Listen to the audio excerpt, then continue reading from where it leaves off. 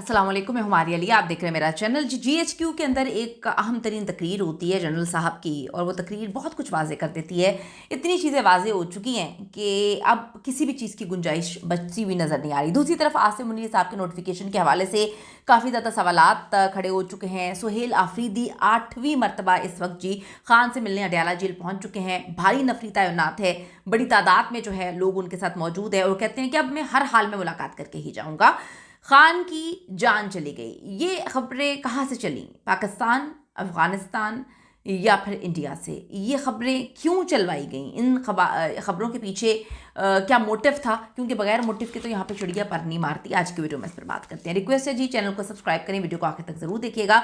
सबसे पहले बात कर लेते हैं हम जीएचक्यू के अंदर जॉइंट चीफ की आखिरी जो तकरीर है, वो बड़ी इंपॉर्टेंट तकरीर थी। अमूमन जब कोई जाता है तो वो अपने एक्सपीरियंस के हवाले से बात करता है। वो ये बताता है कि फ़ोकस यही होता है कि बड़ा अच्छा वक्त था, बड़ी ये चीज़ें थी, वो चीज़ें थी, बड़े अलग तरीके से बात होती है। लेकिन यहाँ पर वही बातें थी जो हम रोज़ अपने टॉक शोज़ में बैठ कर देखते हैं। जाते हुए तकरीर अलग नहीं थी। यहाँ उन्होंने ये बताने की कोशिश की कि तमाम चेंजेस जो हो रही हैं वो बड़ी बेहतरीन है, बेस्ट चेंजेस हैं। और ये क्लियर एक मैसेज था कि ये सबकी मर्ज़ी से चेंजेस हो रही हैं। अभी अंदर कोई डिवाइड एंड रूल की सियासत नहीं है जिस तरह से आज से पहले चलती आई कि अंदर ही मुखालफत हो रही है।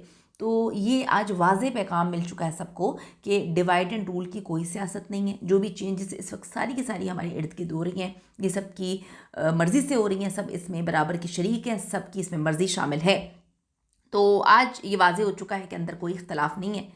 यहाँ पर इख्तलाफ या अगर कोई आवाज़ उठाने वाला है तो वो सुहेल खान आफरीदी ही हैं, जो इस वक्त CMKP के पहुँच चुके हैं अडयाला जेल। और पुलिस आज नॉर्मल से ज़्यादा की तादाद में वहाँ पर मौजूद है। बड़ी भारी नफरी वहाँ पर मौजूद है, जो ये वाज़े इशारा दे रही है कि इनको पता है कि अब मामला इनके कंट्रोल से बाहर हो गए। और इनको ये भी पता है कि 1 महीने से मुलाकात नहीं करवाएगी। मैं आपको ये भी बताती चलूँ कि जो सिनेरियो बन रहा है, अगले 20 दिन भी इमरान खान से मुलाकात नहीं करवाने का इन्होंने प्लान बना लिया है। तो कोई बहुत बड़ी गेम है, छोटी गेम नहीं है। इमरान खान को कहते तन्हाई में रखा गया है, मुलाकात नहीं करने दे रहे, बड़ी प्रॉब्लम्स जो है वो क्रिएट कर रहे हैं।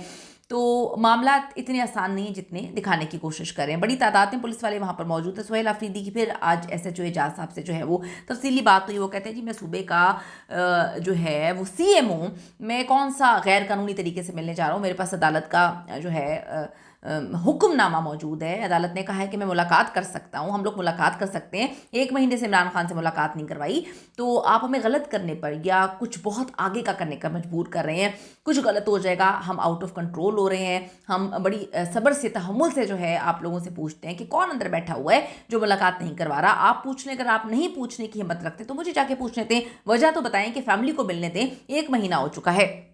फिर वो कहते हैं जी जो अफवाहें फैली हुई हैं, वो अफ़वाहें जो है वो ऐसे नहीं हैं। आप हमें मुलाकात करवा दें, हम भी सुकून में आ जाएंगे और अफ़वाहें भी डेफिनेटली दम तोड़ देंगी। तो अब ये बात क्लियर हो चुकी है कि अगले 20 दिन तक भी इमरान खान की मुलाकात जो है फैमिली से या किसी से भी नहीं करवाएंगे। क्योंकि देखें, थोड़ा समझने की ज़रूरत है कि GHQ और तोशा खाना की जो हेयरिंग है इसको बंद कर दिया गया, आगे कर दिया गया है, जो कि रोज़ाना की बुनियाद पर भी कुछ हो रही थी, ताकि इमरान खान का पता ना चल सके, वीडियो लिंक के ज़रिए भी जो है उनके बारे में कुछ इल्म ना हो सके। तो ये बड़ी मिस्टीरियस चीज़ें लग रही हैं। अगर खान से मुलाकात नहीं हो रही तो आगे वो कहते हैं कि चीज़ें बड़ी ख़राब हो रही हैं। सुहेल आफरीदी तो बड़े वाज़ेह हैं, वो बता चुके हैं कि चीज़ें काफ़ी ख़राब हो रही हैं और हमें चीज़ें समझ भी आ रही हैं। दूसरी तरफ अगर हम ये समझने की कोशिश करेंगे, कल एक इतना बड़ा तूफ़ान आ जाता है जहाँ पर बताया जाता है कि इमरान खान इस दुनिया में नहीं, इमरान खान खुदा न खास्ता जो है वो दुनिया से चले गए हैं।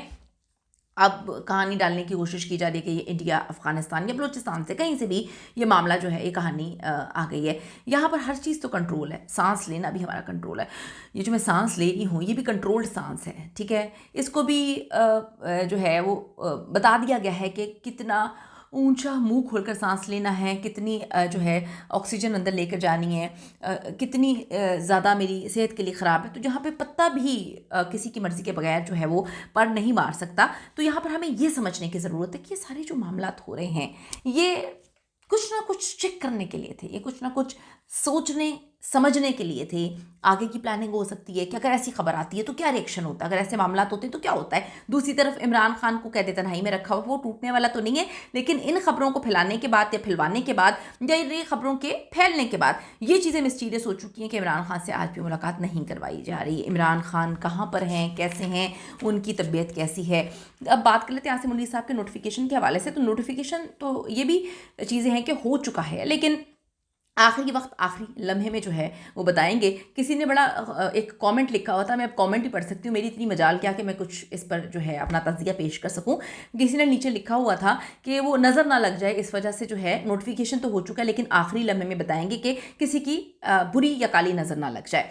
अब हम बात कर लेते हैं siyaset.pk के एंकर मारूफ सहाफ़ी सोहराब बरकत। रात गए उनको इस्लामाबाद एयरपोर्ट से गिरफ्तार किया जाता है, लेकिन ताहाल किसी अदालत में पेश नहीं किया गया।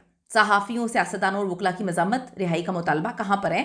सोहराब बरकत को इस्लामाबाद एयरपोर्ट पर FIA ने उस वक्त गिरफ्तार किया जब वो बैरून मुल्क एक कॉन्फ्रेंस के लिए जा रहे थे। उन्हें इस्लामाबाद हाई कोर्ट ने 31/10/2025 को जो है PNIL की फहरिस्त से हटा दिया था। तौहीन अदालत की कार्रवाई में 24/11/2025 को FIA ने उनका नाम निकाले जाने की तस्दीक कर दी थी। सहाफ़त और अदालतों के लिए एक अफसोसनाक दिन है। बैरिस्टर साद रसूल जो उनका केस लड़े थे, उन्होंने ये बात बोली। आप अपनी कीमती राय ज़रूर दीजिएगा। ये जो सब कुछ हो रहा है ये आपकी इस पे क्या राय है, अपनी कीमती राय दीजिएगा। See you in the next video.